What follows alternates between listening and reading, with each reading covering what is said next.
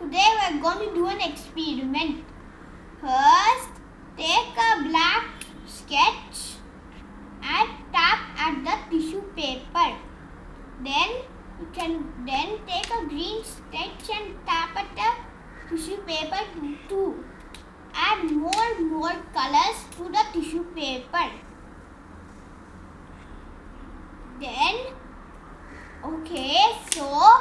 Then we have to put the paper into the water.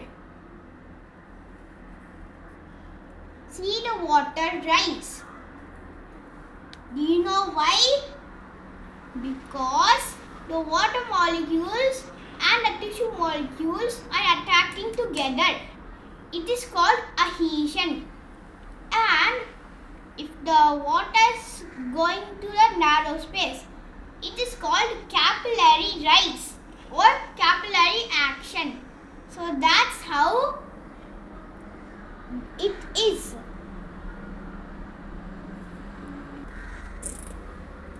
Now you can see the water going into a narrow space, and you can also see the mix of colors. Thank you.